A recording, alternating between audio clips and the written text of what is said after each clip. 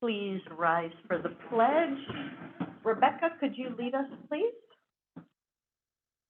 Allegiance to the flag of the United States of America and to the republic for which it stands, one nation under God, indivisible, with liberty and justice for all.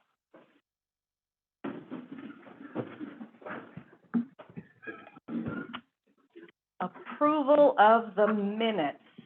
I assume everybody had a chance to take a look at the minutes from our previous meeting. Are there any corrections or questions? No? Move to approve the. Thank you, Mark.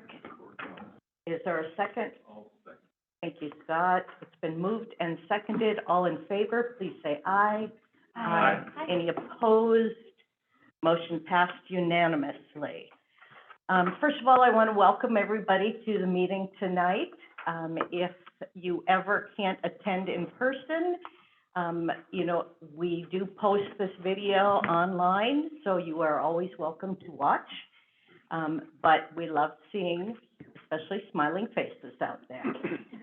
Couple of things I want to mention before we get on with the rest of the agenda. I will be sending out the board self-assessment in the next couple of days, and there will be a prize for the first person who completes it.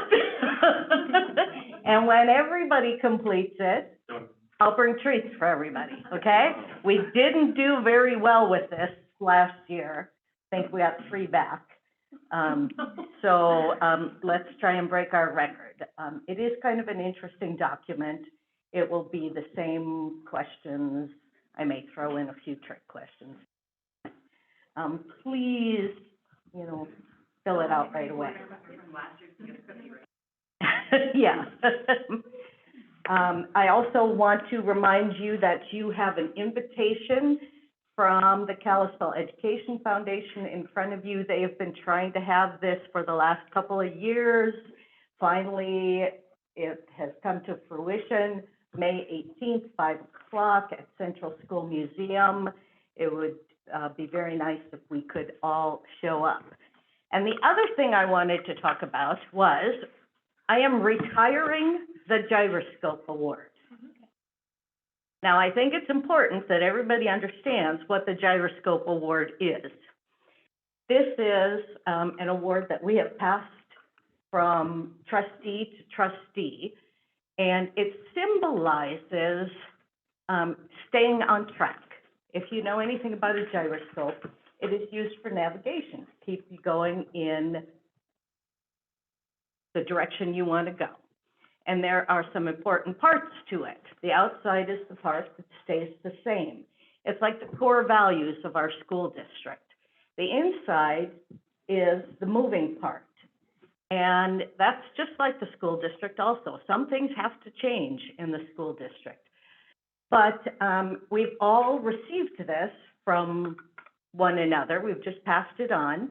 I am going to retire this gyroscope. I have plans for another one, but we have a board member who will also be retiring, and I want to send this with Kim as she leaves us because she is not running for re-election. Okay, so Kim.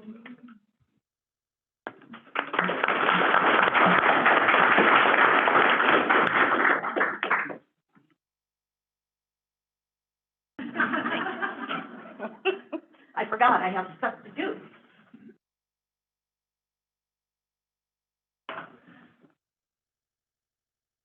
Okay.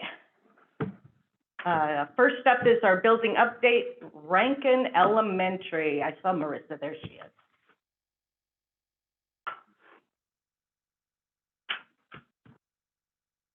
A lot of, I just wanted to celebrate some of the fun things.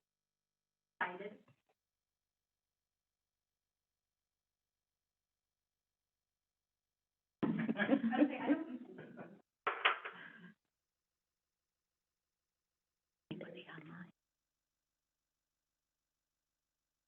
I put together some slides just to show you some of the fun things that get kids excited. Some things that we've been doing since we opened, but also some new things that we've started this year. We've been doing a virtual fundraiser, which is basically online soliciting of funds where kids don't have to go out and sell things, and parents have been super excited that kids are not going door to door, which is nice because no matter, the kids earn prizes and things along the way. But what the best part of it is, at the end of the year, they get what's called a Day of Awesomeness. And so this company sets up a big course on the playground, and the kids get to come play and jump and run, and no matter if you participate in the fundraiser or not, all kids get to participate. We have a golf tournament, and I'll talk more about that coming up. We have our Raptor Awards, our Aurora Award, two different things.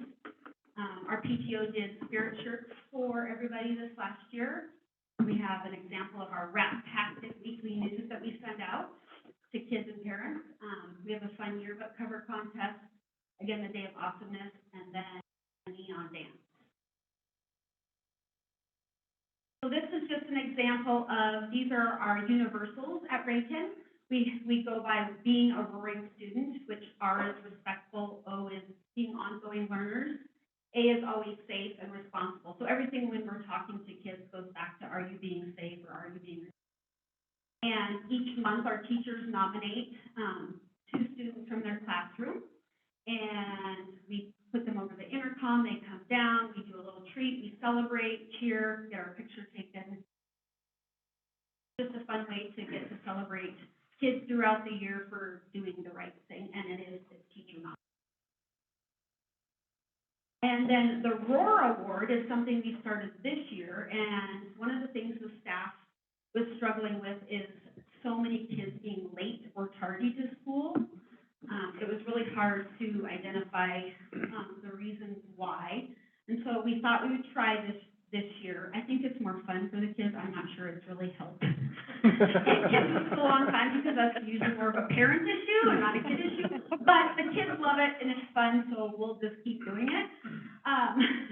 But basically, it's an incentive to get the kids to school on time in their class, and they have the word roar up on the door. And so if everybody's at school in their desk when the bell rings on time, they get to fill in a letter of the word roar. And when they fill up all 4 letters, we have this little traveling trophy. We have one for kindergarten first, one for second and third, and one for, and it sits in their classroom in the window to show who's been there and then whoever wins next, they go and they sneak and get their award and steal it and run it to their press. So they have a lot of fun. They call me down, I take their picture, and then we celebrate and again post their picture.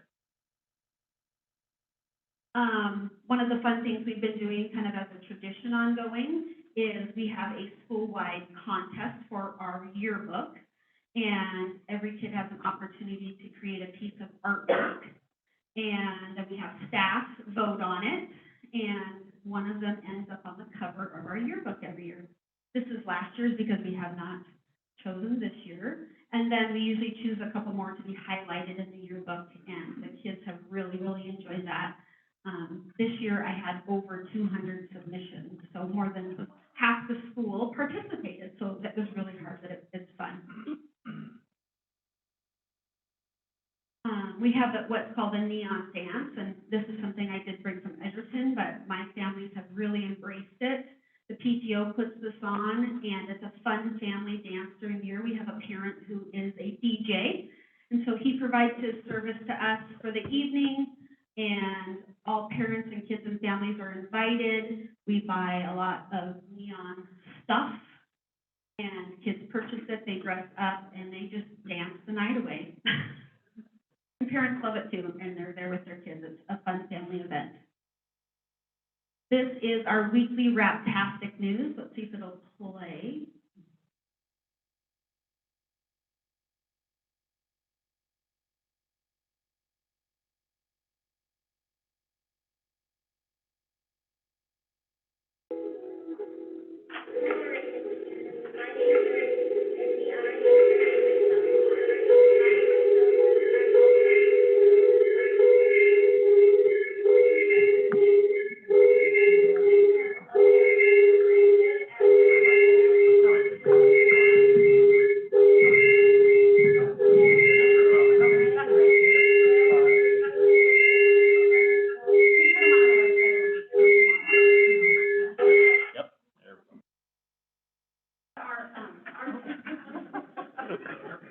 We got a runaway YouTube here. Our tech teacher creates those weekly, and highlights different grade levels every week, and the kids love to participate, in those on a weekly basis. It gives us the school news, events that are happening. They usually do a weather segment, and then any other exciting tidbits or facts that they want to present, and so they help create that every week, and it's a lot of fun for the kids. And next is, our PTO purchased, T-shirts last year. For the students this year, they purchased a set of Sock Fun Raptor socks. We spent some of our money on that, so every kid got a T-shirt. That's the first time we did that at Rankin, and staff. So staff and students got a T-shirt, and they are encouraged to wear those on Friday. I couldn't get a picture of the soccer goals there this week that our PTO just purchased. They were very excited, but it was snowing, and they were blending in with the snow, so I didn't have a good picture. But if you're out on the Rankin playground, we have soccer goals, and the kids are very excited to have something else to do out there. One of our successful things last year that we're planning on this year is our Rankin Golf Scramble. And so this year it's on May 15th, this was last year's.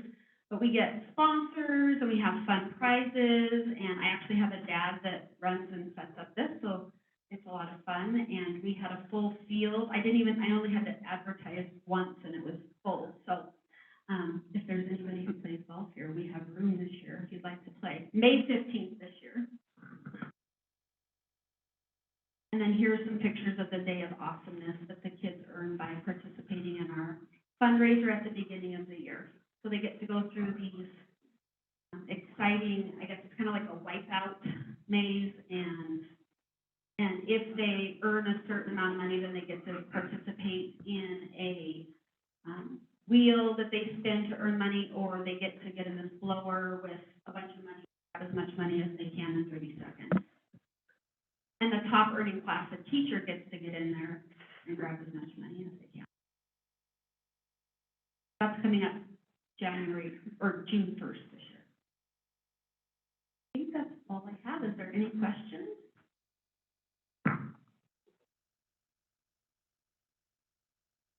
I think it's a great creative idea to have pictures with the principal be a prize. I mean, that's really nice and fun for everyone. But I was wondering, is there a large, what percentage of your school doesn't allow the student to be photographed? Or there's an opt-out usually the kids can sign? I had less than a dozen. Oh, okay. Oh. And is the board invited to the board of Day of Awesomeness? Yes, I will invite you. I already got it on my calendar, Marissa. It'll be in the morning. I'll send you an invite. It's a lot of fun. Yeah, looks like it. Any other questions, comments? Thank you, Marissa. Thank you.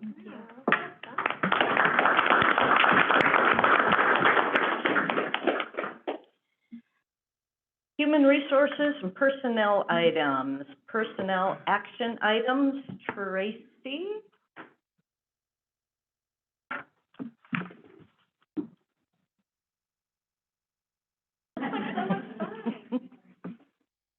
Any questions on?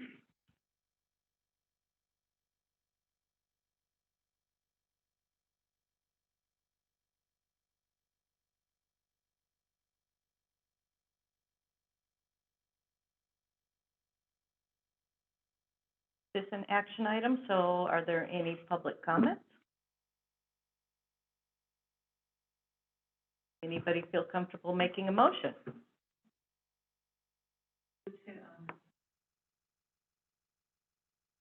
Thank you, Kim. Is there a second? Thank you, Rebecca. Moved and seconded All in favor, please say aye. Aye. Any opposed? Motion passed unanimously. Next is Assistant Superintendent hiring recommendation. Are you doing this one, Micah? I am. Or- Okay. Yes. Good evening, Board. Glad to see you're all here. And tonight I'm bringing forward a recommendation to conclude our hiring process for Assistant Superintendent. As we've all heard and know, Callie is irreplaceable. And we had, when Callie announced her retirement, we posted the position. It's about 12 weeks from the start of the process to the conclusion of the process.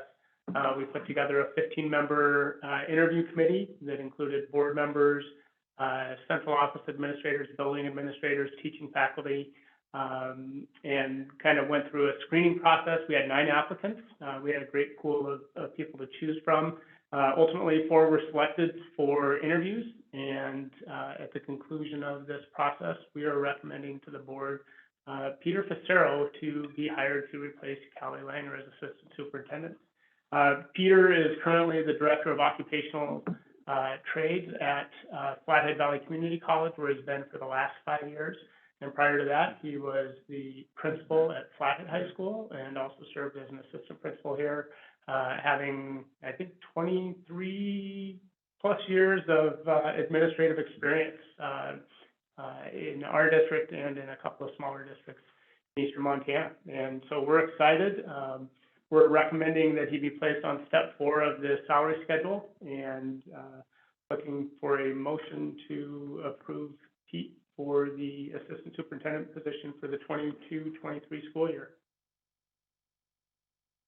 Any questions, comments? Any public comment? Seeing none, somebody want to make a motion? So I'll make the motion. Start with the assistant. On step 4 of the assistant. Thank you, Scott. Is there a second? I'll second. Thank you, Diane. It's been moved and seconded. All in favor, please say aye. Aye. Any opposed? Motion passed unanimously. Welcome, Pete.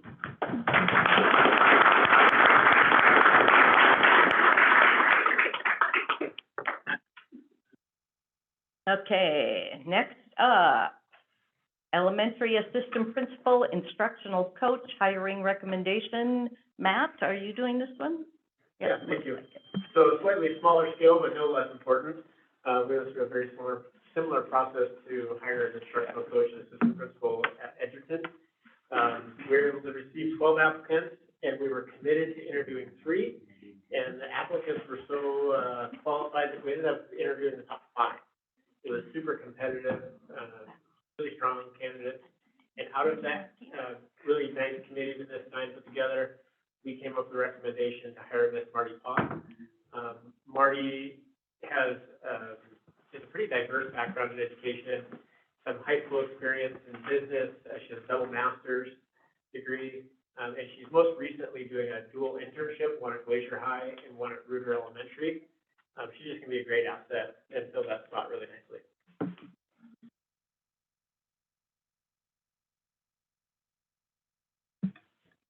Questions, comments? We're the assistant, this is a new assistant principal at Edgerton. Was the instructional coach separate before this, or were there 2 positions? I wasn't sure about the duality of the position. So currently we have 6 FTE and instructional coach in the district, and we are just shifting a 0.5 FTE from instructional coach to assistant principal. So we're not adding any new FTE. We're just transitioning 0.5 FTE from instructional coach to assistant principal. Edgerton is our largest elementary school, pretty diverse programming, so they definitely have the need for some more assistant principal services there. And then we will also use part-time FTE from one of the smaller elementary schools to backfill the FTE on the instructional coach side. So we'll end up with a total of like 0.75 to 0.8 instructional coach at Edgerton plus a 0.5 FTE assistant principal. So is that, as you point out, Edgerton's our largest school, our largest elementary, is that enough? Do we need a separate full-time instructional coach and full-time? I would ask the person to your right. Yeah, I was gonna say, is she coming? No, you're on the right. Finance. Yeah, you know, if we had the funds to add positions, I think definitely warranted based on the workload. What we're trying to do is be creative and use our current budget and our current FTE to fill the spots the best we can. It does require some shifting, and it's not ideal to have people go between buildings. But we're just not in a position to recommend adding to a budget.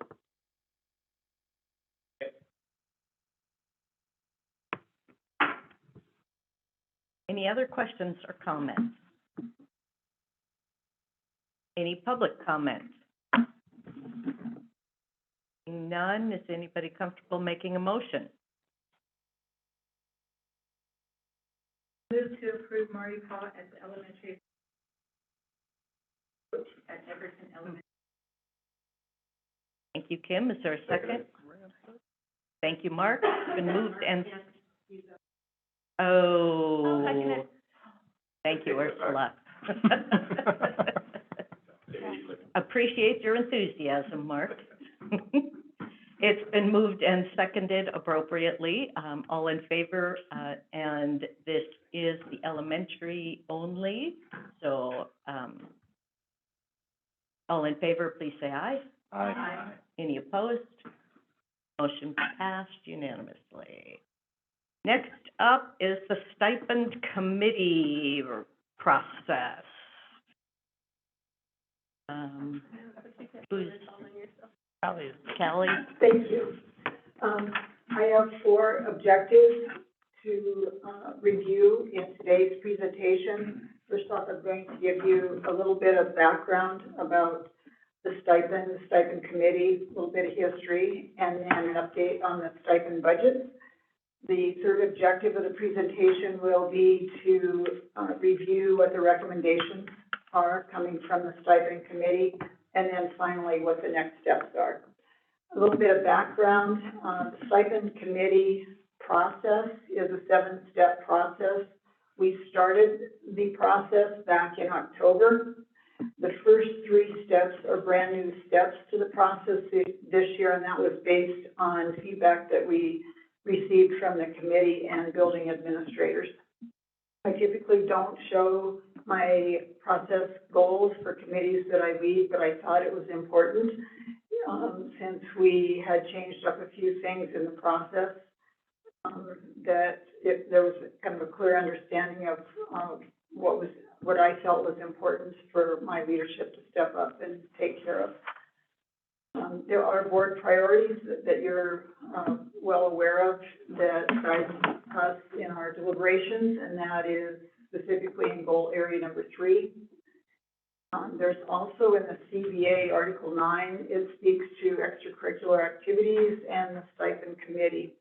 The committee membership itself, we cast a wide net, and some of this is dictated in the stipend, the CBA information in some of the articles there.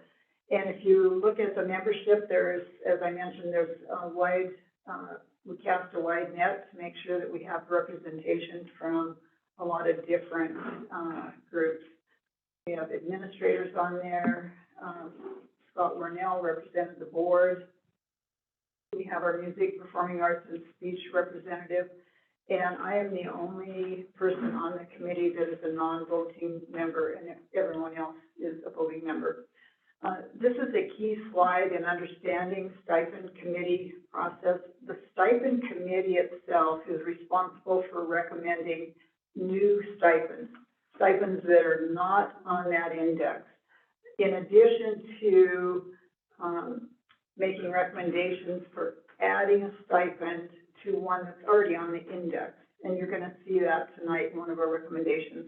And then also, the third, piece of the work of the Stipend Committee is to, determine that if one of the stipends needs to bump up or down in one of the categories on the index. That's the whole scope and role of their responsibilities. Building administrators, on the other hand, we are responsible for, determining the funding sources and filling the stipend positions after receiving board approval. There is a lot of collaboration that takes place between the central office administrators, specifically the assistant superintendents and Micah, and the building administrators, determining funding sources and filling the stipends. The last stakeholder responsibility has to do with the board, and is the reason I'm here tonight. And the board is responsible for approving the stipend position, the stipend categories, and the funding sources. Timeline, this is the timeline that we established in September, and as I mentioned, we're at the end of that 7-step process.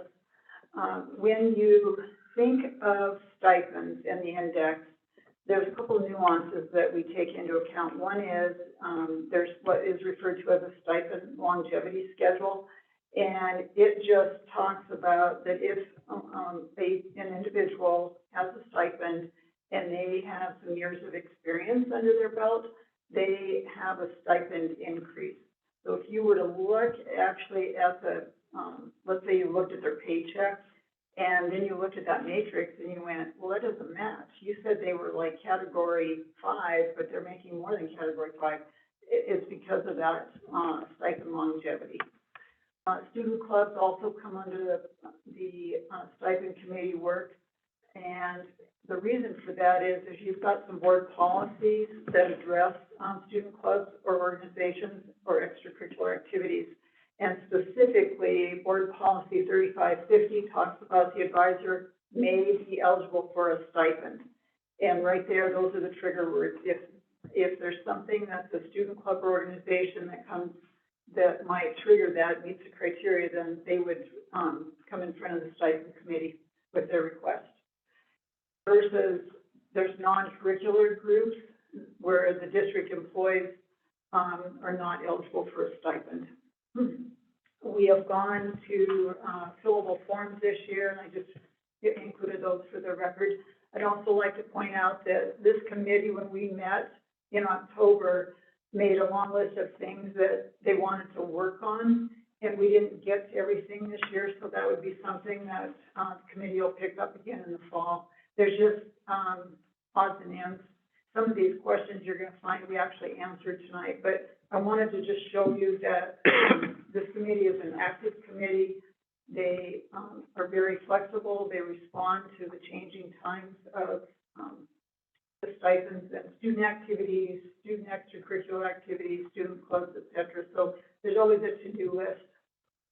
I want to give you an update about stipend budgets. And over the years, when I have come to board meetings, this has been what I have felt a point of irritation from the board. I've heard year after year where the board says, well, how much do we actually spend on stipends? Or how many stipends are there? And we never really give you a concrete answer. And that bothered me. It's like, we need to figure this out. And we need to be exacting in what stipends are about. So this year, we have the answers for you. Our approach in stipends and looking at requests, when I say our, I'm talking about the stipend committee, is that the stipend requests are approved on the merit of the request. Because remember, it's up to the administrators to figure out the funding source and the hiring after the board has approved the stipend. So the committee itself, we're just looking at the merit of the request. And interestingly enough, this was, in years past, that was not exactly a clear piece of information on, how does this all come together? And this year, it's refreshing because we've had some clarity on roles and responsibilities, and we were able to move forward. This is an example of next year's stipend index, and you have that, I believe, in front of you. And to read this thing, there's the categories, Roman numerals, and then there are percent of the base salary when you're figuring out how much that stipend is worth. And the base salary is determined by the CBA for that year. There's an actual cell there, and it's straight math. Callie, can you go Yes. back for a second? Yes. How did the percentage of base salary get calculated? How did the percent? Yeah, the percentage of base salary. That's part of the CBA. That's part of the negotiated agreements with our unions. Okay. This slide, is a long list of the factors that the committee uses when they are considering whether a stipend even should go on the matrix, and then if they say, yes, it should go on the matrix, then where's the placement? And, this is a little bit of art and a little bit of science, depending on what the request is. Some of these, the factor doesn't even play into it, but then there are other requests, and in fact, it does. So the stipend committee this year, we had presentations that took approximately a total of 2 hours. Each request had 15 minutes to do a presentation, and then the committee asked some questions. When that was over, we went into deliberations. That was another 2 hours. And what we did was we took one request at a time, and we just ran it through the filters of all these factors. This is what it looks like in the CBA, and that's the following year. Here are some budget pieces that we finally been able to get our heads wrapped around. And there's a note up here that in these budget numbers, there's no tech mentors, there's no department leaders, no FFA, no traffic instructors. And the calculations do include that longevity pay, and all the positions are treated as if they're filled. And we have approximately 30 FTE this year in stipends that aren't filled, because there isn't, for a variety of reasons, and one of which is there wasn't a need, so we didn't fill the position. But I did the calculations based on worst case scenarios, so you would know from a fiscal perspective how much stipends are. And I just split them up, platted clubs organization, Glacier, just went right down the list. Linderman has a yearbook stipend, and then the middle school has some stipends. And that is what we currently have as placeholders in the budget, and this is what it's projected to be for next year if we did not add any stipends. And again, I'm treating this as if all positions are filled. The next slide talks about the number of people.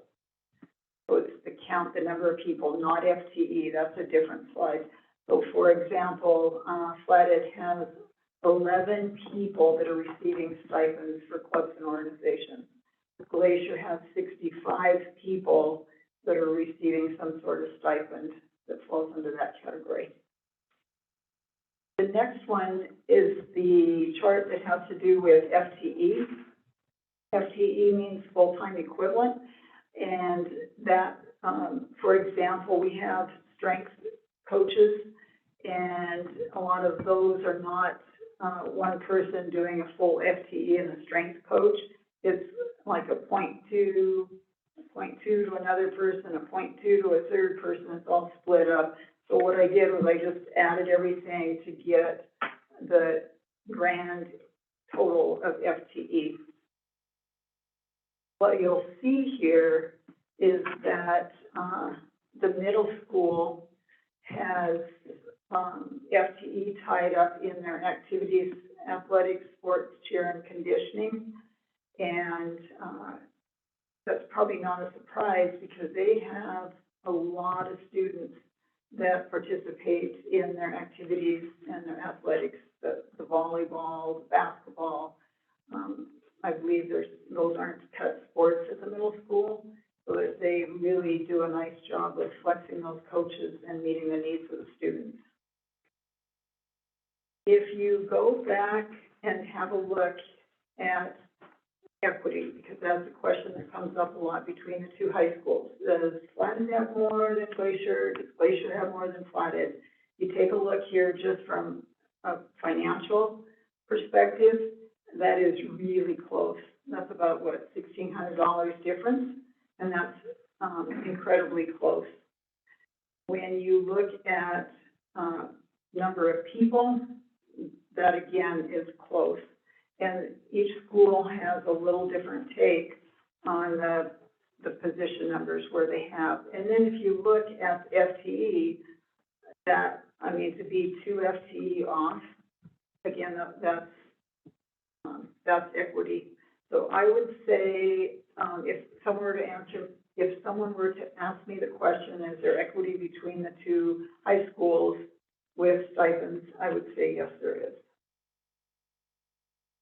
Let's take a look at the committee recommendations coming out of the 7-step process. This is the summary spreadsheet. This column is the committee recommendations. This is the school that brought forth the recommendation. This is the activity. And then those columns provide the information to you where this is adding a stipend. It's an existing stipend on the matrix. This is just adding one more person. This is a category change. There, in the cases of all these requests, they were asking to bump up a category. And then we did have requests that came forward that were brand new stipends. They were not on that piece of paper at all, these brand new stipends. And what I did was I had 2 more categories that I added, and it was just a straight category. I looked at the chart and I said, okay, if we add this stipend, add one more person, this is what it would cost. But some of these positions are more than one person. So for example, this tennis assistant change, if we move it from a category 8 to a category, a category 8 to a 7, then there's actually 4 people involved in that. So it's straight math, 4 times 866, and that's the number. And then we have totals. And so in theory, worst case scenario, if every single position was filled, it would be right now the 56,000. But there's a couple caveats. Girls flag football down here, which I've done the worst case scenario as far as just full financial, actually is going to be supported by the Atlanta Falcons in the first 3 years. So they're going to pick up 100% of the stipends first year, 75% the second year, 50% third year, and then the school district will pick it up the 4th year. And then the boys baseball is unique, and it is a timing issue. We do not know from the Montana High School Association if they're going to have boys baseball next year. They're still figuring that out. But this committee doesn't do its deliberations until this time again next year. And so we needed to have the boys baseball stipends on the index so that if the Montana High School Association gives the green light, and if this district decides to do baseball, we figure out the program costs, et cetera, that we're good to go. We know where that stipend is going to be with the rest of our head coach and assistant coach stipends. So it's a kind of a unique one there. So if you look at the stipends, there's a couple no's in there, and the rest of them are being recommended to go forward. And again, if everything was filled, it's 56,000, but the pulling the flag football out and baseball, it really is about $16,000 that we're looking at. And again, I ran the numbers, worst case scenario, I just lowered it the whole tamale when we know in fact that the Atlanta chaplains are gonna pick up the girls. But I don't wanna mislead, and especially when you know that in a couple of years, you're gonna have to pick up some of that. And so, you're looking at this year stipends, $879,000, absolute worst case scenario next year. Ursula, did you have a question? Yeah, on the next slide after this one. This one? Nope. Oh, that one? Yeah, oh, that one. Yep. So where it says like the total financial, I was just trying to understand, is the numbers to the right of where it says activity, is that the amount of stipend? Or, yeah, right there. Oh, it is. So, Yeah. still, okay. So it's straight math, Ursula, and I wanted to, because obviously in Excel spreadsheets, the formulas are hidden, you don't see, and so I had to, if you were to multiply that times 6, you're gonna get that. You multiply 5301 times 2, you're gonna get 10,603. So the category impact is the number that they are, and Yep. it's Yep. multiplied over. But otherwise, it's misleading, you're trying to like, okay, where did that total financial number come from? And I just wanted to make sure I kept track of how many stipends we're talking about. I have presented this in front of the Personnel Committee and also the Finance Committee. And so if there are, for some of you that haven't had the opportunity to look at this in detail, I'm open for any other questions. I don't want to belabor something that we've already run through. The opportunity chart is, those are stipends that are already on the index. And I included this because sometimes people will ask the question, well, is this just all about athletics? Is this just about hiring basketball coaches or whatever? And I wanted to show that, in fact, in this district, there are a lot of stipends that hopefully meet the needs of a wide variety of students. And a lot of family consumer science, business, health, Skills USA, which is the welding, I mean, I could on and on. A little bit of something for everyone. Will, did you have a question? Yeah, Kelly, I noticed that, we have stipends for, us, the high school, stipends for the elementary.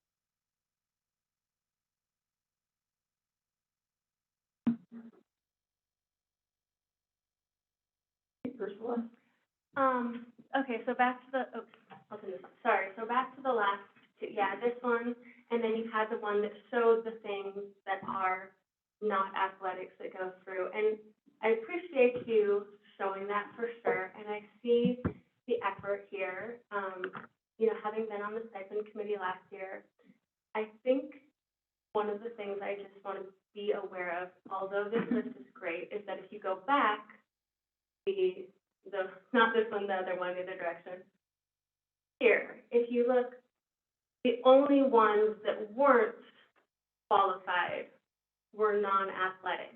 And I do think that there are some things built into the matrix for what gets a stipend qualified that make it much easier for athletics to get qualified and to get qualified higher on the matrix than it is for the non-athletic activities. And I just continue to see that as a concern as we, you know, the athletic ones tend to be more expensive. I don't know if there needs to be something put in the matrix to say, you know, how many students are being served in athletics or non-athletics, because there's a lot of categories, but still, I think, you know, especially if you look at like the middle school, where there was the numbers on the one before, there are so many more athletic opportunities than there are non-athletic. And if we make it easier for athletic opportunities to get approved on the Stipend Committee, because it's a MHSA kind of, is that the right acronym? Like that inherently makes it easier but it doesn't necessarily serve all of the students. And as we look to the future, to this idea of really serving all the students' needs, I just hope that that's something that we can keep on addressing. First of all, your point is well taken, and it was, a point of discussion with the committee.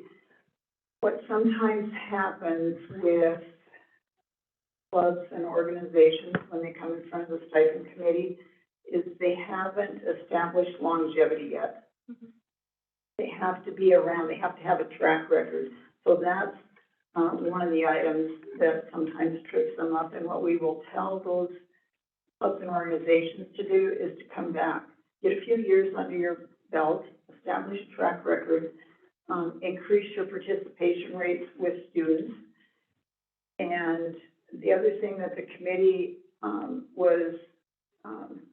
wanted to take into consideration this year, they felt was important, is that, there needed to be some sort of focused activity, culminating event, competition, it's something, so that it wasn't just, students, 6 to 10 students coming together every once in a while and sitting around without purpose. That stipends are intended that there is a focus, and it doesn't mean that it's necessarily a competition, but there has to be something that is driving that club or organization. The other thing that sometimes trips up some of the clubs and organizations when they're running through the stipend process is that their practices are during lunchtime, or they're before school, or right after school, and the person that is bringing the stipend forward actually is on school contract time. And a stipend has to be and the intent is for the person to get paid outside of contract hours. So what happens is we'll ask the question, like, when's your practice? And they'll say, well, we practice during lunchtime. It's like, right there. So there's a lot of different factors that go in there, but your point is very well taken, and the committee is, aware of them. So, and thank you. Thank you, Kelly. Kelly, can you go to slide 23, that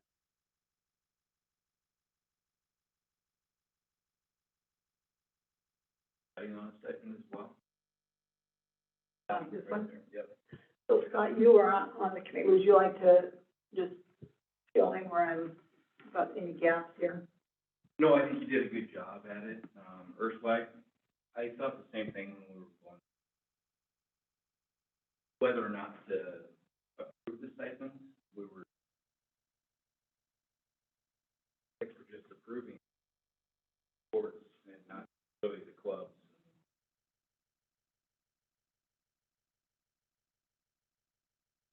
But going back to what Callie was saying, the time that they put in or when they're practicing and culminate. So those are some of the things that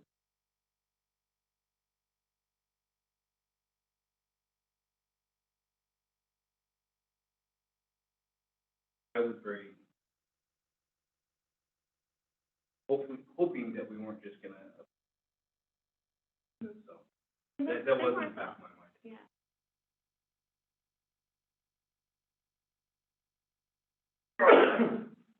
So, there are certain things that obviously have culminating events, state wrestling or whatever.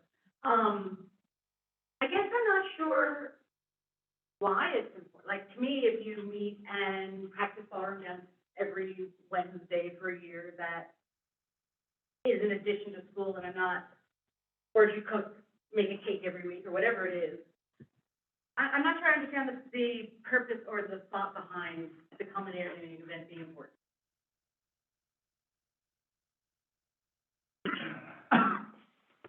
Well, it's getting the kids to come together and not just,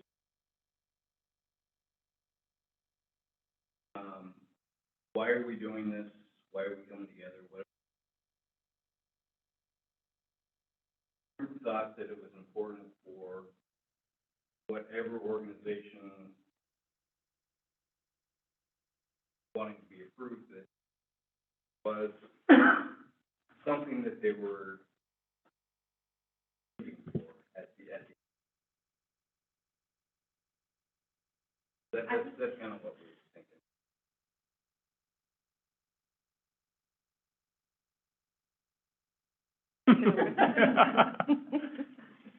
Ursula, and then Micah.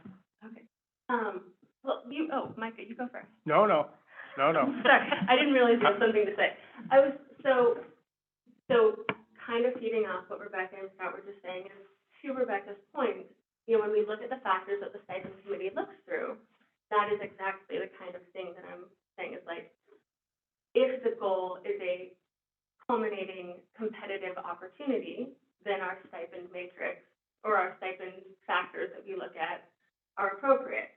But if the goal is to give as many students as possible a place to fit in and have purpose with teacher or advisor leading them, then perhaps we need to adjust the factors we're looking at. Real quick. And Ursula, I agree with you on that, but also part of the duty of the stipend budget that we need to stay within.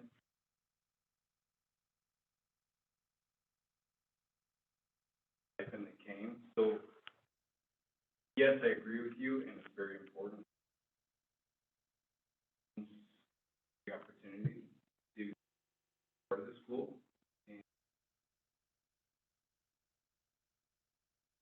All around, but we do have to have guidelines, and I'm done, Mike. It's not like we're not providing monies up to. Right.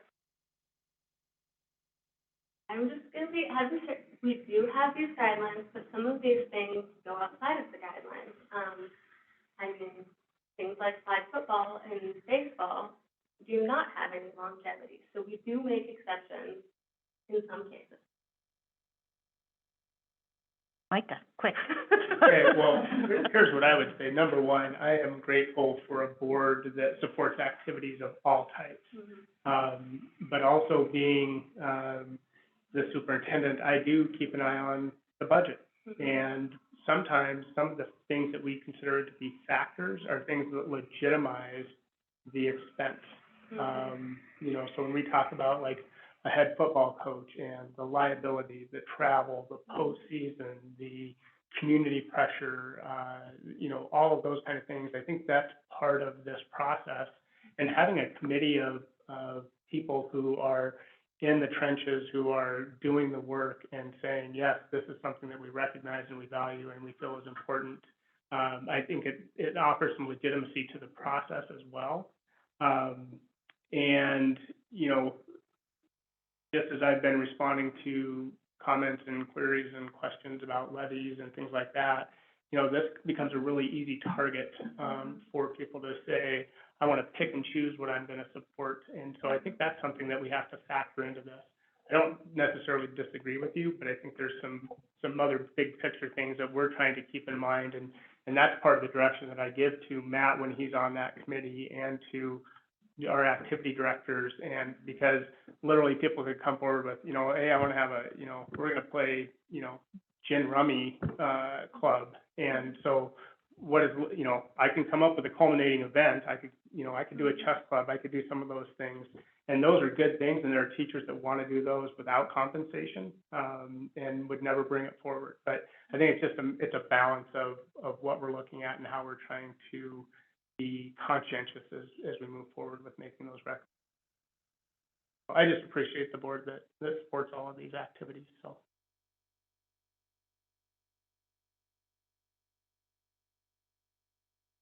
This is not so much about the stipend committee per se, but this is overall about how, you know, stipends are about the compensation we give teachers for running activities.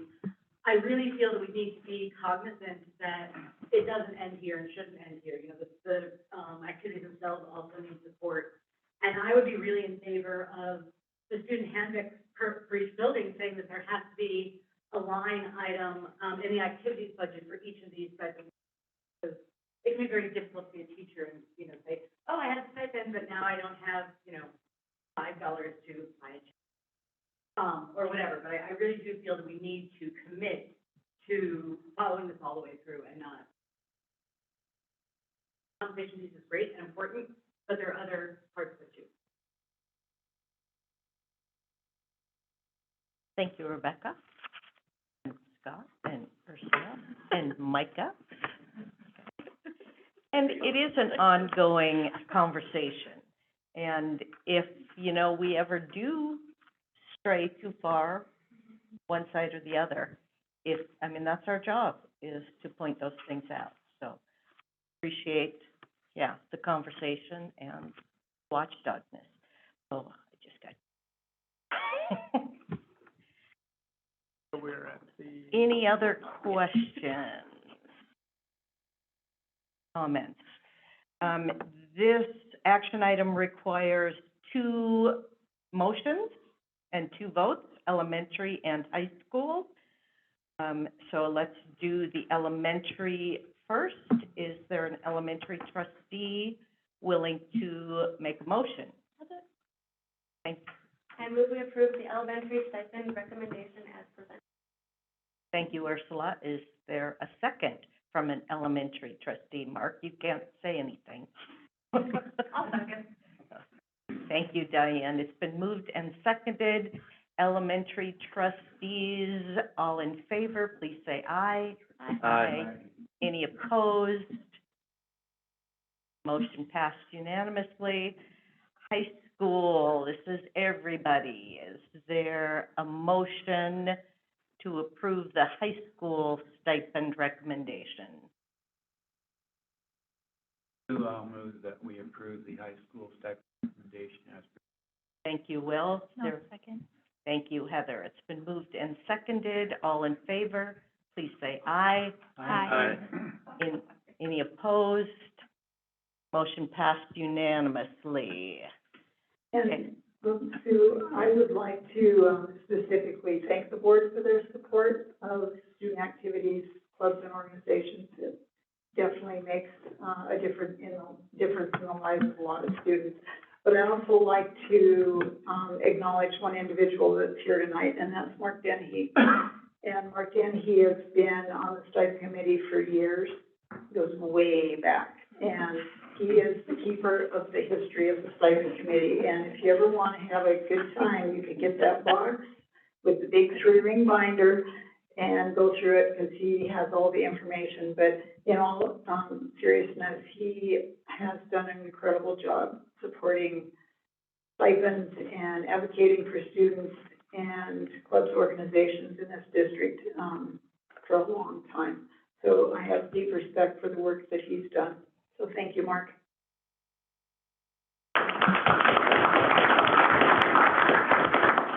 And a big thank you also to the Stipend Committee. I know you spent a lot of time on this, so much appreciated.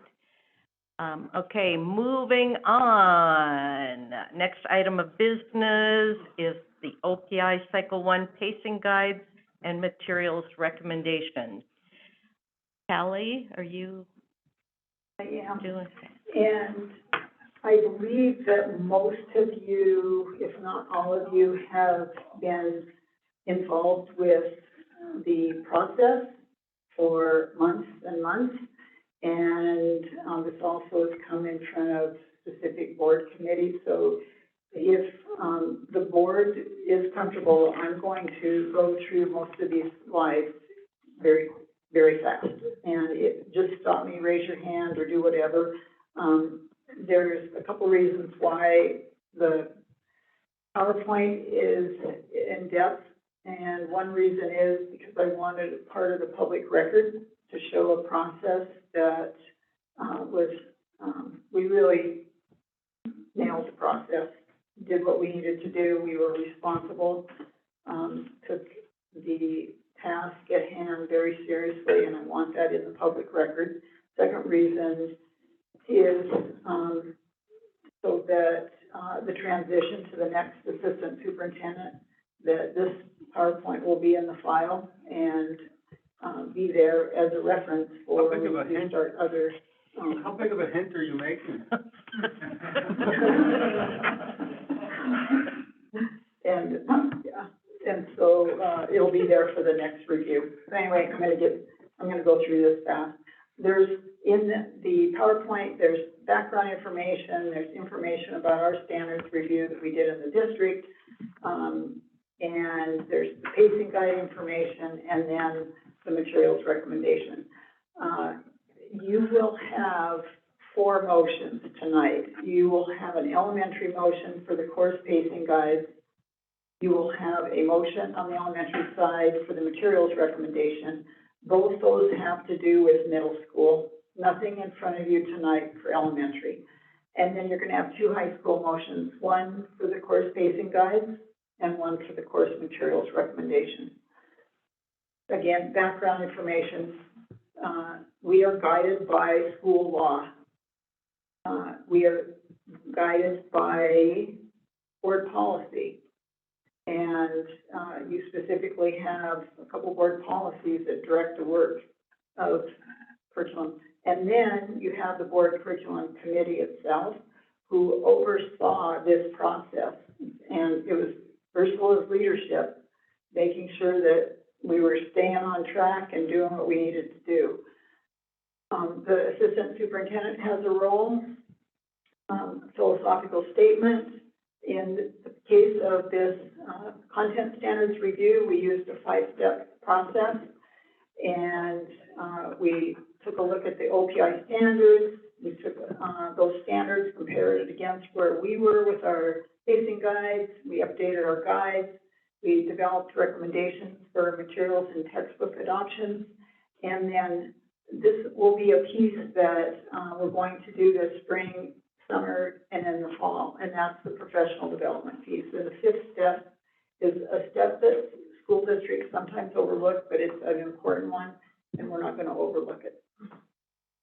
Detailed timeline, so if you're asked, when did it start? We started this process in January of 2021. This has been a long, in-depth process. We do have budget money set aside for the Cycle 1 review areas, and remember, Cycle 1 was social studies, library, media, and your tech ed. And basically, we're going to tap into ESSER. When we first started, we thought we were going to tap into interlocal, but that changed with the arrival of semester money, and we are going to tap into ESSER to pay for our materials. Again, like the Stipend Committee, we actually went fillable forms this year.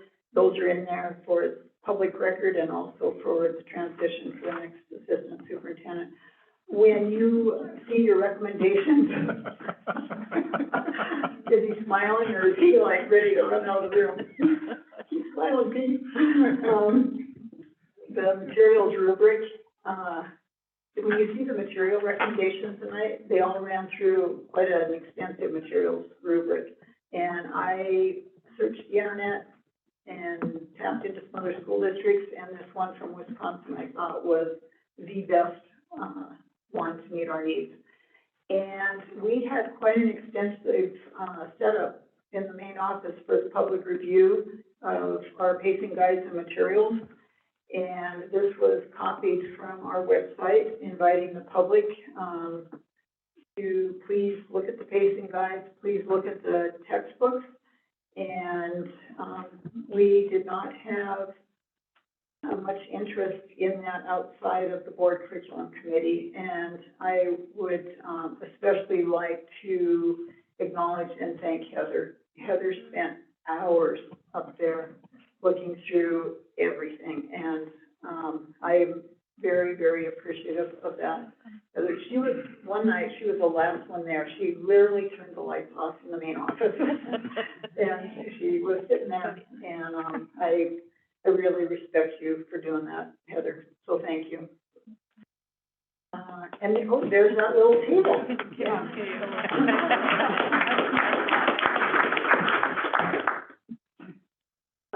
Pacing guide recommendations.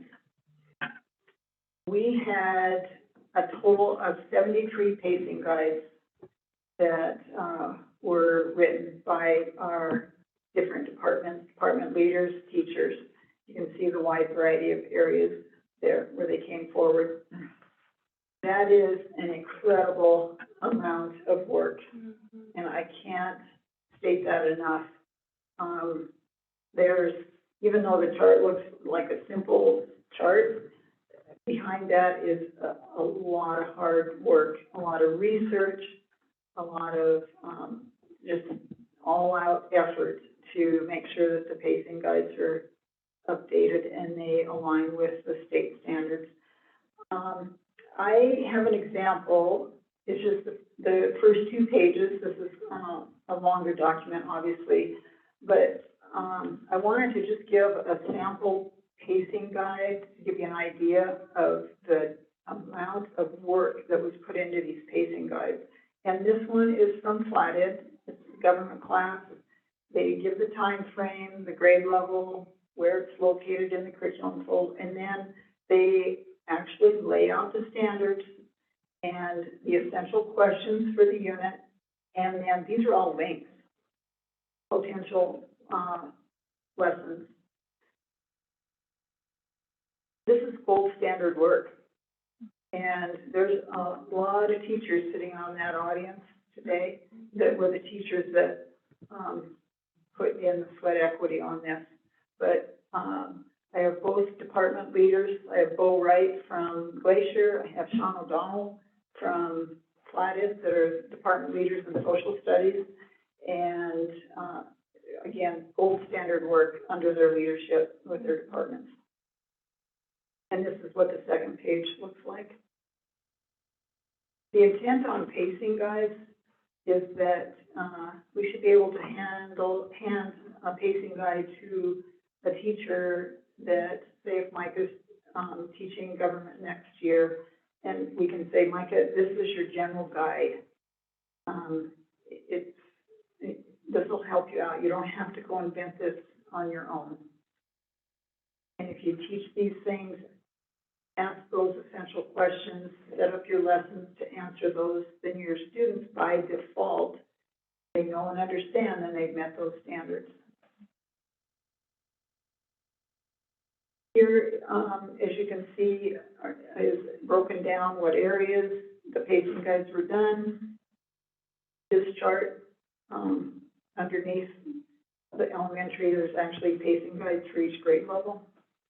And then again, another department that just really did a lot of work was in the whole tech ed area. You can see just. So that's the pacing guide piece. So there'll be a recommendation on the elementary side and one on the high school side to approve those pacing guides. And that is in school law, and that's in board policy that the board approves those. Not something we just like do and carry on. That's in board policy. The other piece is the other recommendation that will need board vote, and that has to do with the materials adoption. And this, again, for public record, shows the budgets. And this slide shows at this point in time what the material recommendations are. Your motion tonight will not have anything to do with the budget amount. That column is there for your information so you can get a sense of where we are with the budget. The motion tonight will be to adopt right here, the course, the title, material title, will be this right here. What will happen after that is I will contact building administrators and department leaders, and I will say the board approved the psychology book, and let's start getting our requisitions ready to go. If the requisition, and just so happens in this case, that's a quote that we have right now, if the requisition is over 10,000, it will come in front of the Finance Committee to be approved. So we're not circumventing that part of the process tonight. We're just approving the materials, and then I'll come back and work the budget process part. then we also have Chromebooks that are part of the adoption process. And the reason that we do is if you look, and I'm going to use social studies as an example, there's no government textbook. They are going to rely on technology and using sources and that type of, instead of having a hard copy textbook. And so this is forward thinking. It's the right way to go on that.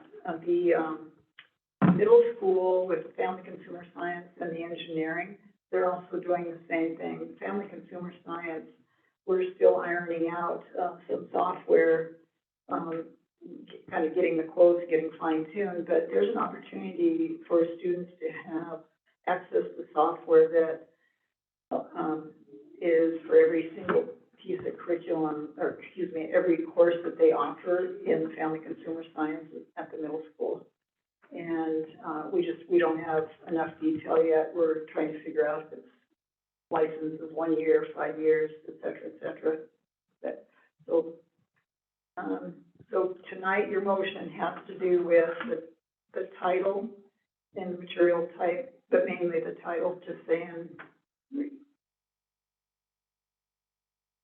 And those are the motions. So I'm open for questions. We also have in the audience that are available to. Could I, Sean, could you show the book you brought? He brought it tonight, and it's amazing. This is a 1901 Flathead High School history textbook. There are no women, which was one of my early points of, we're in constant revision in history of what is important from the eyes of our society, and our key job is to do that well and to make sure that it's as accurate as possible. But you go through this book, and it's amazing some of the things that are in there, but also some of the things that are left out. Sacagawea does not make an appearance. Lewis and Clark are there. It's just for our kids, Sacagawea, that's second, third grade. They know that. It's just a different era. It's a fun read to kind of get a perspective of where they were in 1901 in terms of teaching history. But I don't recommend this one for you, although our kids might like it because it's very small. Yeah. And it ends in 1896. So. Pretty neat.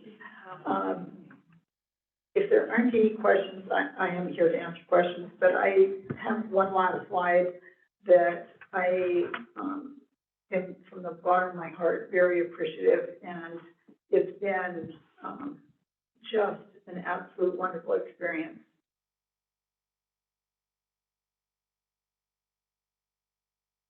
And the teachers that are here that worked on these curriculum reviews, could you stand and so we can acknowledge you, please?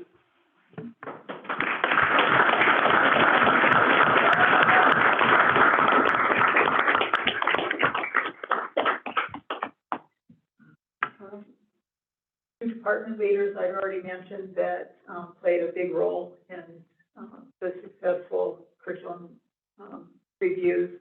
Also, building administrators just being the go-between, making sure things were running smoothly. And last but not least, we could not have done this if we did not have an active, vested board curriculum committee. And the Wills, the Heathers, the Ursulas, right down the line. Way over there, you were involved. And if you ever need a good editor, you've got Will. I found out he knows how to edit documents. Grammar, spelling, you name it, he's all over it, so. But very appreciative. So, again, Sue, I'm open for any questions from the board. Any questions from the board? Callie, we should be thanking you for that also. I mean, you coordinated a lot of that, and it was a lot of work. I appreciate everybody putting in the effort for it. It's quite a process. Rebecca? Just on the appreciation notes, you know, in looking through those pacing guides, they were truly, truly impressive. Social studies is not inherently the subject of most interest to me, and yet reading, you know, some of the examples Sean gave, you really were like, you wanted someone to talk, and even the structure of the classes were showing such respect for the students that he really feels, and I believe he must get from his students, you know, a college level, interaction. It was just how much he respected the students and believed that they could understand these things and bring something just really, truly brought tears to my eyes to see. So all kudos to those involved. Thank you, Rebecca. So we are going to do this with 4 different motions. And I just want to remind board members that we are approving the pacing guide and the materials adoption. The actual purchasing of the textbooks and any materials, anything over $10,000 goes through the Finance Committee first and then is approved by the full board. I just wanted to remind you of that. So if there are no further questions, is there any public comment? Okay, seeing none. I was gonna say, I think everybody on the board knows this, but the money, though, has been earmarked. That's another thing that Callie has had her eyes on for many, many, many years. And one of my first days on the curriculum committee, she said, the work that the teachers put in needs to be balanced with us planning for it. And so that has been planned for so that the teachers would be able to get. That's, the money is earmarked. Thanks, Ursula. Ursula, are you willing to I would love to make a motion? Sure. I move that we approve the 26 elementary course pacing guide as presented. Is there a second from an elementary trustee? Thank you, Kim. It's been moved and seconded. All those in favor, elementary trustees only, please, say aye. Aye. Aye. Any opposed? Motion passed unanimously. Second, course pacing guide, high school. This is everyone. Is there a trustee who would make a motion? Make a motion. Move to approve the 47 high school course pacing guides as presented. Thank you, Heather. Is there a second? Second. Thank you, Will. Been moved and seconded. All those in favor, please say aye. Aye. Any opposed? Motion passed unanimously. Materials adoption, elementary. Is there an elementary trustee that would like to make that motion? Move to approve elementary camp recommendation. Thank you, Kim. Is there a second? Thank you, Ursula. Moved and seconded. All in favor, elementary trustees, please say aye. Aye. Any opposed? Motion passed unanimously. Materials adoption, high school. Here, this is everybody. Anybody care to make a motion? Motion. I move to approve the high school material recommendations as presented. Thank you, Heather. Is there a second? Second. Thank you, Will. It's been moved and seconded. All in favor, please say aye. Aye. Any opposed? Motion passed unanimously. Thank you. And thank you, everybody who worked on that. Yeah, thank you. Nicely done. Next item of business, purchases over $10,000. We have the special ed job skills new van. I'm gonna take this one. Oh, So, the Glacier High School Job Skills Program uses a couple of vehicles to transport students around the valley to their various jobs. And one of them is a 2006 Chevy Impala that will not hold oil. we've taken it in to have it, assessed, and the consensus is this is not worth putting more money into, at this point. And so, and actually, a van, the transit van that they're, asking for approval for would be much better as far as students getting in and out with disabilities. And so, they've done their research, they got a quote, I think it was $29,444, and they're asking for approval for purchasing that van.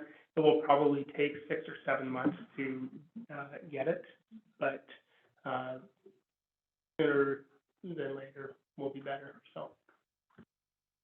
And that money comes out of Medicaid MAC funding, Correct. not the general fund. Yep. Questions? Is there something there, like, what are they using in between until we can get the other one? They just put a quart of oil in it every morning. Maybe not that much, but. I had a car like that, it was Yeah. Chevy as Yeah. well, Yeah. Chevy Celebrity. Yeah. Any other questions? Any public comment? Anybody comfortable making the motion? I'll move that we approve the purchase of the GH. Thank you, Will. Is there a second? Thank I'd you. like to second that. Thank you, Mark. It's been moved and seconded. All in favor, please say aye. Aye. Any opposed? Motion passed unanimously. Next up, food service equipment.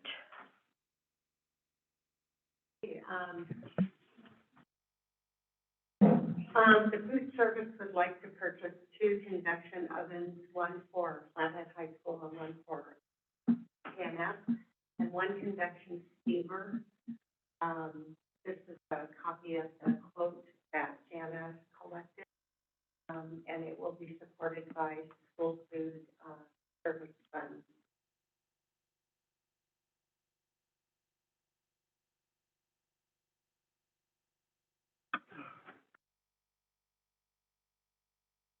Questions, comments? Quiet bunch here. She's replacing old equipment. I'd like to move to approve the food service equipment purchase as presented. Thank you, Lance. Is there a second? Thank you, Rebecca. It's been moved and seconded. All in favor, please say aye. Aye. Any opposed? Motion passed unanimously. Next up, we've got our bulk tech order. We have 2 of these, again, 1 elementary and 1 high school.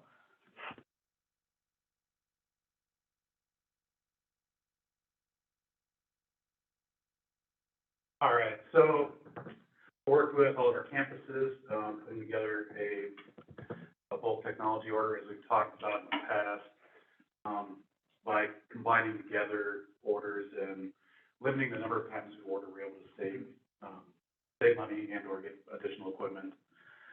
In total, we're sitting probably somewhere in the neighborhood of around between $15,000 and $20,000 in savings across these orders, condensing everything together.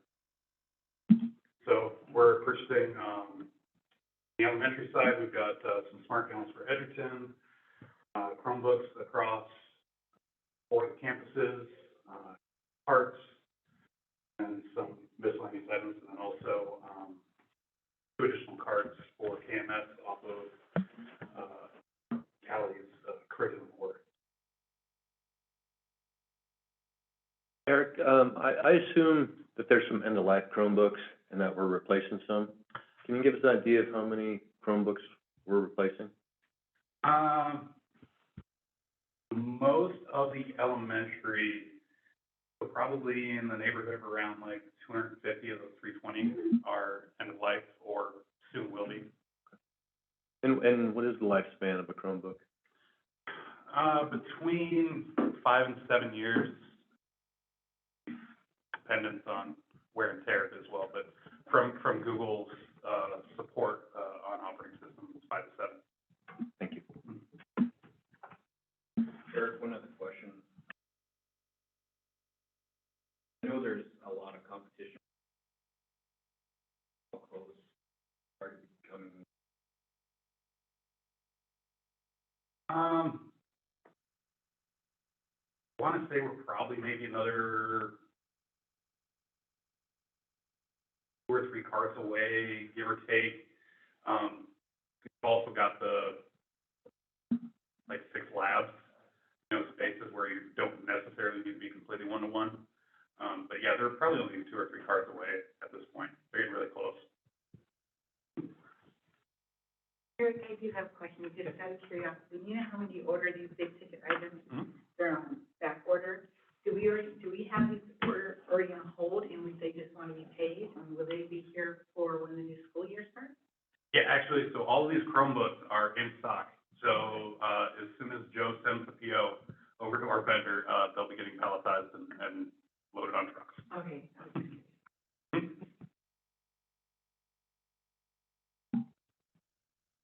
Ursula? So many questions there. This feels like more of like a tech committee question, but do you have to use specific vendors, like in order to use specific funds, or? Not necessarily, no. So we went out, we reached out to a couple different vendors, especially with larger orders like this, we'll solicit at least 2 or 3. So we worked with School Tech Supplies as our general vendor for Chromebooks, and then we actually reached out to Dell direct to look and see what they could offer us. Okay. And School Tech Supply was able to come in lower. And, yeah, and specifically I'm looking at the Chromebooks just because I've seen them get so affordable in life. I've seen $99 Chromebooks. Are there things that we need them to have that not all computers would have? So Chromebooks kind of come in 2 basic levels. So there's consumer grade for home use, and then there's, they call it enterprise grade, which is what we have to buy to enroll them so that we have the additional back-end control. Okay, that's what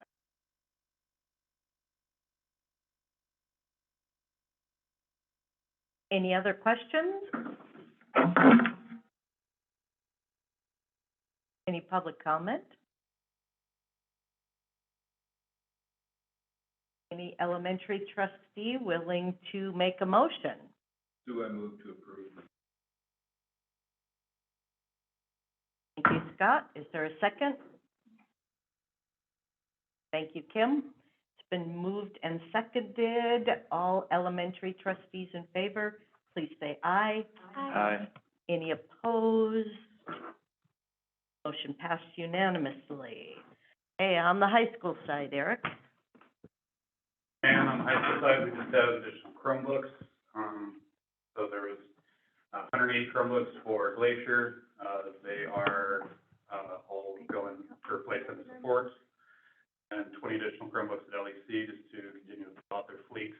As Jody's curriculum has changed, she's been able to move away from laptops to Chromebooks, which is give her some money there as well. And then 9 full carts for Kelly's curriculum order, 4 for each high school, and then 1 cart for Lindeman there as well. Where did the funds come from on the high school side for the bulk tech? From their budgets. So Brad had dollars available, and then Jody. Thank you.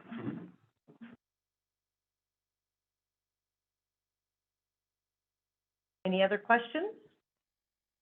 Any public comment? Any trustee willing to make the motion? Do I'll move that we approve the high school order as presented. Thank you, Will. Is there a second? Second. Thank you, Mark. It's been moved and seconded. This is all trustees. In favor, please say aye. Aye. Anybody opposed? Motion carries unanimously. Next item of business, contracts. Ames Web Plus, 3-year renewal. So this is our benchmarking software that we're using K8, and we reached out to the vendor to ask if they offered any kind of multi-year savings, and we were able to do a 3-year agreement on this, and still to pay annually. So basically a couple of emails, and we're able to save $2,200 a year. It's a product that we use every year. Questions? I'd like to move to approve that contract. Thank you, Lance. Is there a second? Thank you, Will. It's been moved and seconded. All in favor, please say aye. Aye. Any opposed? Motion carries unanimously. Hey, Sue, was that an elementary contract? Ames Webb, I heard K through 8. If so, Will should not be Oh, seconding that motion. I don't know, it's not listed as an elementary item. It's elementary, it's an elementary only. Oh, okay. Okay. I'll make the motion then, I guess, to approve the. We just need a second. Oh, you just, okay, Just a I'll second. second it. Okay. Okay, it's been moved and seconded appropriately. So all in favor, elementary trustees only, please say aye. Aye. Any opposed? Motion carries unanimously. Well, your second carries in my heart.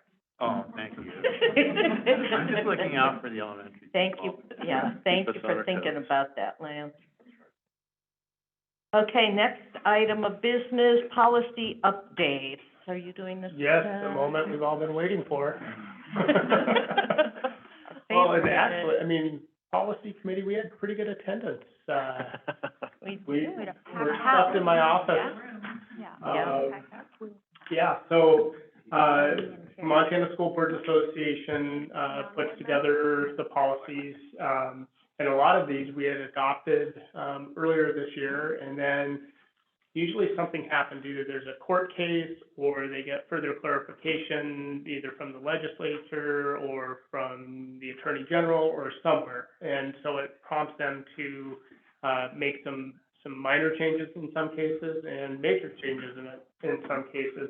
And so this is first reading of 3, and there were a few policies in here that we discussed extensively. There are some new recommended policies that have not existed before that they're recommending. Well, I'll give you an example. One is on seclusion and restraint. And this is not something that's necessarily covered in Montana law other than through corporal punishment. But this is something that we are taking a really close look at. Sarah and I met. We have some revisions that we'll be presenting at the next policy committee meeting with some updated language and things that fit what we actually do around those policies. So I would open it up to any questions unless you want me to open up each policy. And go through like we do at committee. And there's always great questions. But, again, this is just first reading and, definitely encourage our trustees because 2 of our primary responsibilities, setting policy and adopting a budget, these can have an impact, so.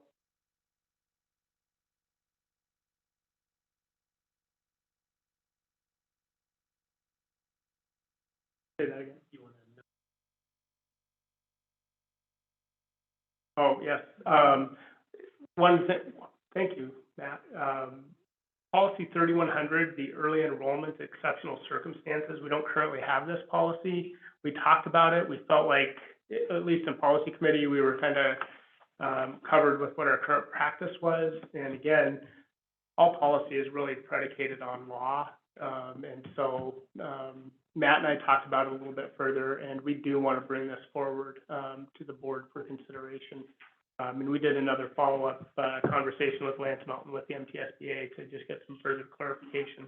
Because as it's written, it looks like it's an either or, but it's not.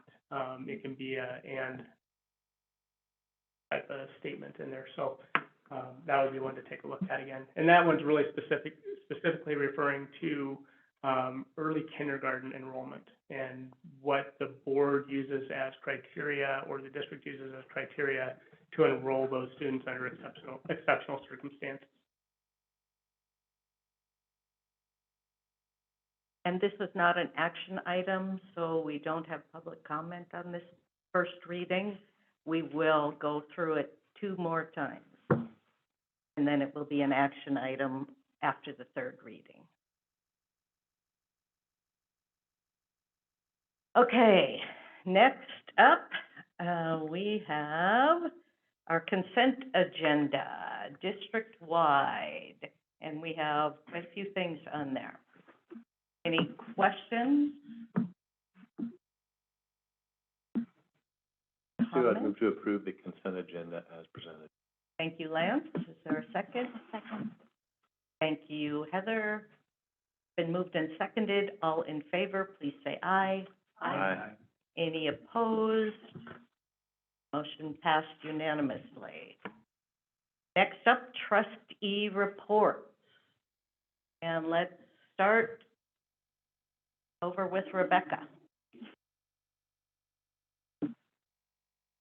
Just if you celebrate a holiday at this time of year, enjoy it. We're coming up on Easter, Pesach, Ramadan, you name it, somebody's celebrating. So if you're of the type to celebrate, have a great week. Kim. Nothing to share at the moment. But thank you for the opening. Sorry. Let that thing go spinning away. Scotty. I just want to thank Callie for the, leadership that she put into this. I think I appreciate the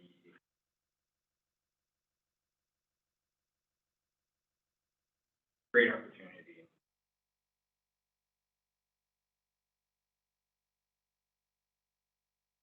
Mark.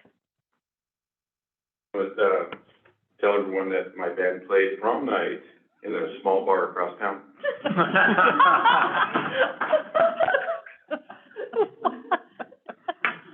Not that bad. Did you have to wear a tux?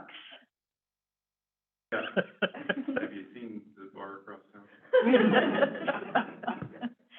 Thanks, Mark. Diane?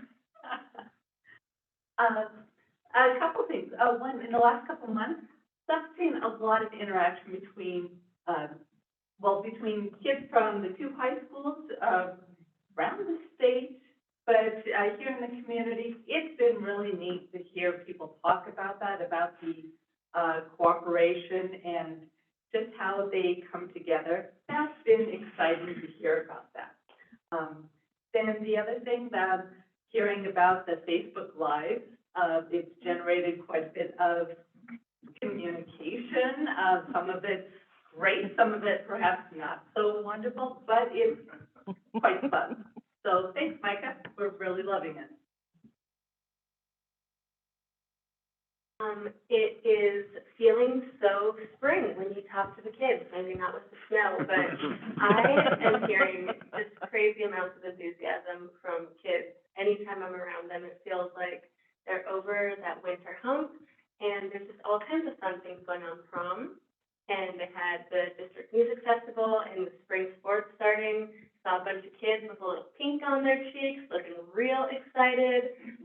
Had some elementary kids talk to me about, we're way past the 100 days, so we're pretty much done. And everybody just feels excited and invigorated by the kind of changing of the seasons and all of the activities they're having.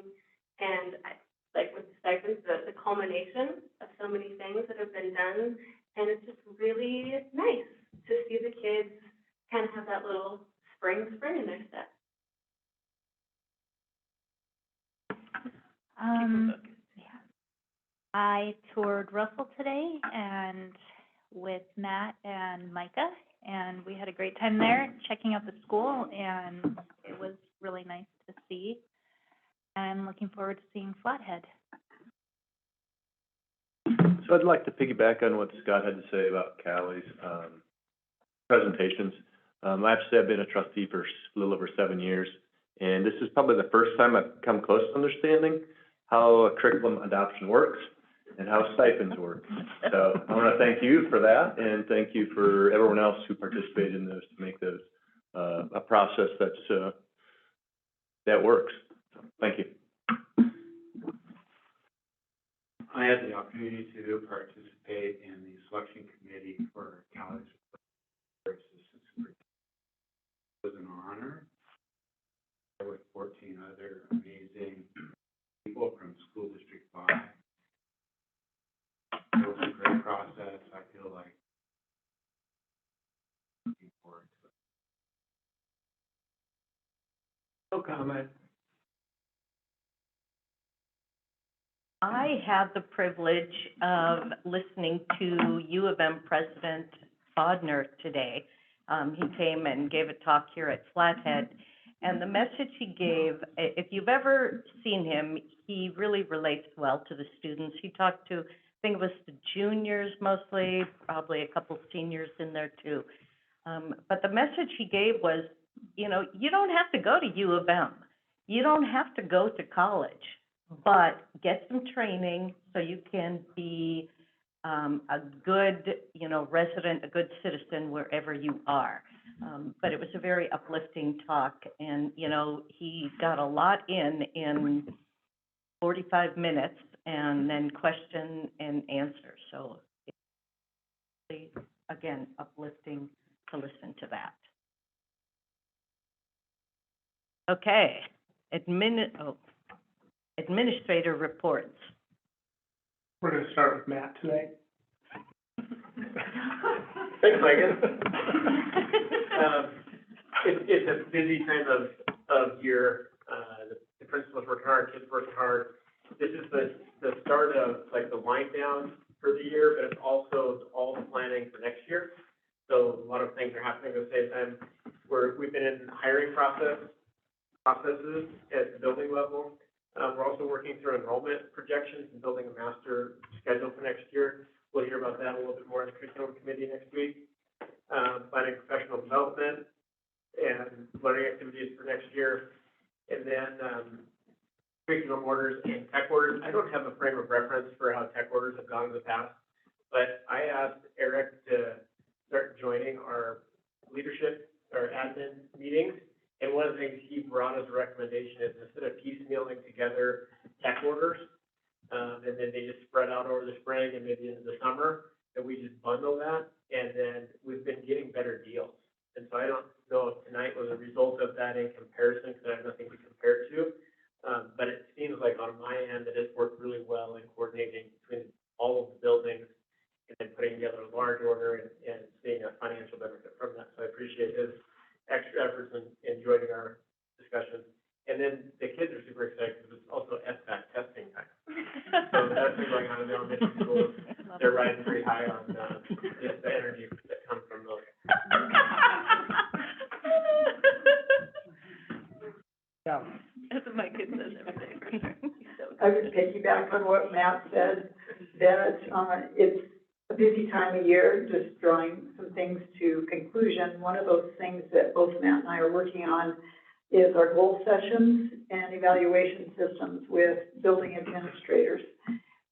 We have a process that we follow, and at the very end of close to the end of the school year, we meet with administrators on just double checking how their goals went for the year. And then we have a template and we actually do a formal write-up and then sit down and review their performance. And one copy goes in their personal file and they keep a copy. So it's a process that we've been using successfully for quite a few years. So we're starting that process and just wrapping up evaluations. We also have a staff survey that is out as a Google form that will be done this Friday, and it has to do with professional development. That survey will be turned over to the building administrators to be used when they're planning for professional development for next year. We are also starting the process of determining what we want to do with our KEEP program for next year, what the training will look like, trying to do better and be better than we were this year. And we'll work on that, and we'll be back towards the end of the year. Pete will give you an update at the beginning of next year on what that program looks like. And then also... How many hens are you going to give Pete? I'm just going to scare him right to the edge. Traffic education is going along quite well. The two directors for traffic ed, and we have a meeting with them here in a couple of weeks, and with the business director, and we'll make sure that all the parties, there's a smooth transition there. And as Matt mentioned, we're starting to work on summer ordering and making sure that is organized and we don't drop the ball on something. I would like to invite you to the April 14th job fair, which is Thursday. And that's at the fairgrounds. And that's a partnership with the Chamber of Commerce, hospital, and some other businesses, and the college, FBCC. And they're going to have quite a nice job fair at the fairgrounds. And we have a couple buses going to that job fair from each high school. And the students have more than just the trying to find a job, because there's a good chance that not many of them are looking for a job. But the point is to just explore careers, just to be able to sit down and talk with people that are business owners or recruiting, just so we can kind of get an idea what's out there in the Flathead Valley.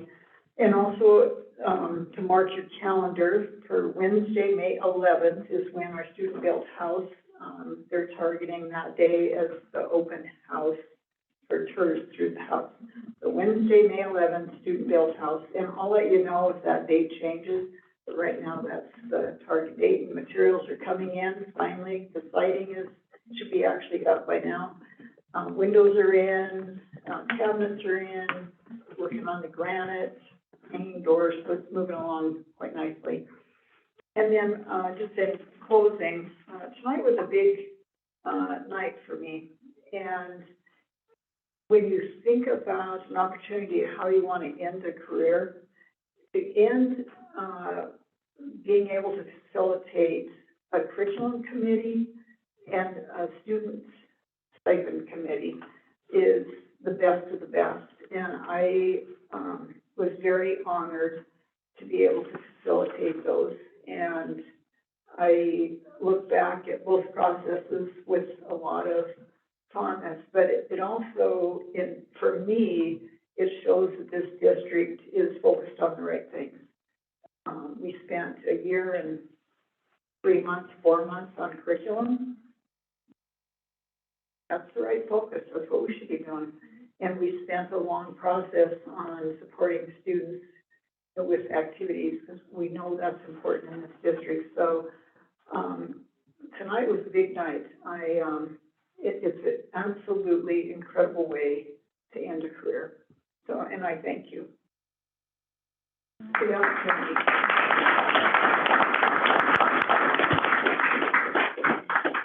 Callie, your contract doesn't end until June 30th. Just thinking this. It's only April 12th. Oh, dang, I thought you said. No. Okay, I'll come to work tomorrow. And he's coming back from math curriculum, we all know that. Denise, did you have an update? Probably what's consuming most of my time these days is getting ready for our upcoming elections. We're currently assembling the mail ballots for, over 46,000 ballots that are going to go out for our 3 elections. So we have the elementary trustee election, the high school trustee election for District 4, and then the high school levy election. So I'm very thankful for a staff that has been through the process for a few years, and temporary workers that are there to check all those envelopes and make sure they're all right. So that's kind of what we're up to these days. Well, after listening to all these guys, I'm wondering what I do. Well, first, just continuing our levy campaign. I've been doing newspaper interviews, television interviews, have a radio interview tomorrow, doing the Facebook Lives. Thanks for the shout out there, Diane. So I've done 2 of those, and I have one scheduled on Wednesday each week up until Election Day, and may do 2 that Friday before ballots are due. Also, social media posts, we're getting 2 out daily on Facebook and Instagram. Our mailer should be coming out soon, and would also entertain any other suggestions, strategies.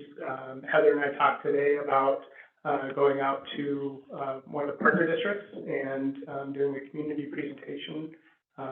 We did talk a little bit how we've tried that in the past. I remember Jack and Mark Plateau and I went to Evergreen and one person showed up. So those are it's good effort, but any way that we can kind of bring people together to continue to give that information, I think will be beneficial for our district, long term.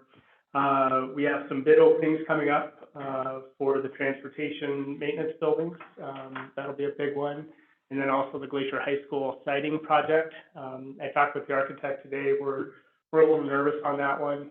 People that would generally bid on that are saying, you know, we're so busy, it's not gonna happen this year. And so it's really hard to put together a bid for a year, maybe a year and a half out. But we'll see what that looks like tomorrow. Also, coming up, I'm on the Kalispell Chamber of Commerce Child Care Study Steering Committee, where we're looking at all of our options. We've broken off into subcommittees to address our 4 main areas, and also part of the larger steering committee for that. So we're doing that. Meeting again with the Flathead County Suicide Task Force. This will be our second meeting as a countywide group. I am representing school districts in that group, but also in there is mental health services, law enforcement, clergy, Nate Chu Foundation is represented, Logan Health, just a lot of different people associated with that. And you know, probably the last thing I would just say is I'm surrounded by a pretty incredible team. I think as witnessed tonight, Denise has been an amazing addition. She's fun to have someone who works as late as I do in the office. But Tracy and Greg and Eric and Jason and you know, we always talk about how busy things always seem, and springtime is certainly one of the busiest times for us, but surrounded by a great team. So just acknowledge them for all the hard work they do. So thanks. Okay, thank you. Next up on the agenda is the KPS Final Audit. Denise? Thank you. The audit for the fiscal year ended June 30th, 2021 is completed. I have it here in paper if you would like to see it. And they do have a PDF of it as well. Highlights of that, we got an unqualified opinion overall on our financial statements, which is what we want. We did get a qualified opinion on a portion of our audit because we didn't meet one of the financial reporting standards required by the Governmental Accounting Standards Board, and that has to do with an actuarial evaluation of our health plan. And so I'm gathering quotes for getting that done so that we can maybe get that qualified opinion off of our audit. We did have 2 findings. One was associated with the actuarial evaluation, and the other was overspending Retirement. one of the retirement fund budget in 2021. Another one that we're going to watch very closely and make sure doesn't happen. I think what happened with that one was basically it's not going through the budget amendment process. There was plenty of cash to meet the expenditures in the retirement fund, but not enough budget authority from when you adopted that budget in August. So nothing to worry too much about, and we'll make sure we won't have that finding again for this next year. Does that mean we have to tell some people they can't retire? We will not accept it. Thank you, Denise. Any questions? Okay, winding down here. Safe return to schools and continuity of service plan. Just as a reminder, this is something that has to be on every board agenda through, I think September 2024, maybe a little longer. No new updates to report on that. But I do anticipate that you know, we had a lot of things, policy-wise in, 1900 policy series that were related to COVID. We had, you know, safe return to school, that reopening plan and where we would be at in our various phases. For now, it feels like we're past that, so, there will be some updating to that document, in the future. Next up was just the COVID report. Again, we have 0 students, 0 staff. County report today came out, 0 hospitalized. There are 18 active COVID cases countywide, and there were 3 new cases reported today. So seems like our community is doing pretty well on that front. So good news.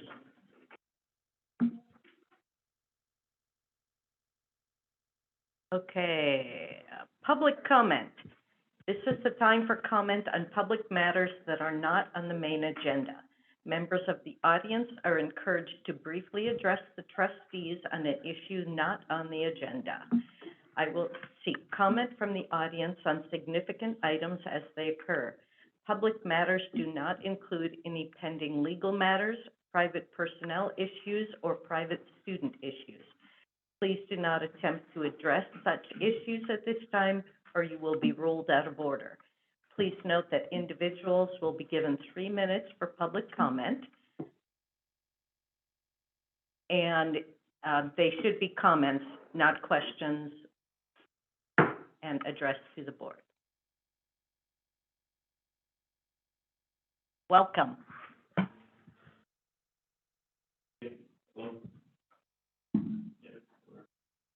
Hey, yes, I was made aware of the situation. Didn't fit well with me at all. I had to contact and reply. Went through, did a little bit of due diligence, trying to understand how that process could happen. How it could happen, and maybe in control.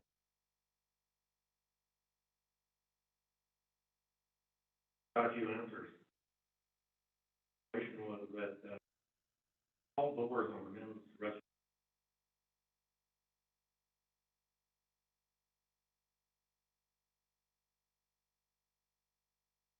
To the, I don't know what.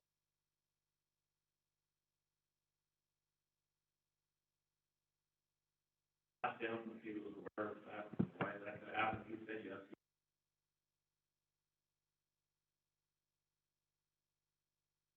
Removed. I don't know that thought process. It's a, yes, I understand. I need to ask you if you were aware of it, and if you understand how that might get corrected. How something like that could actually happen, or a process in place that management of change process for things that affect safety, affect budget, affect privacy of the student.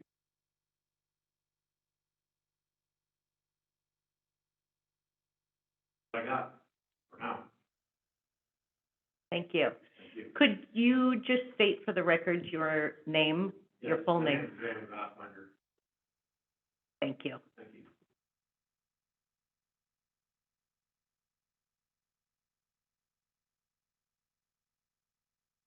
Okay, we sort of flip these back and forth.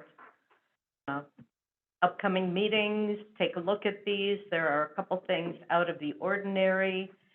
We have our strategic planning session on Wednesday, April 27th, starting at 3 o'clock. We will be there till we get done. We're hoping it'll be completed by 7. And then there's a KEA retirement party on May 4th at the old Scotty's, which starts at 4. and then our usual work session and regular business meeting. Okay, anything to add to that? Micah, are you gonna follow up, I hope, with her? Yeah. Thank you.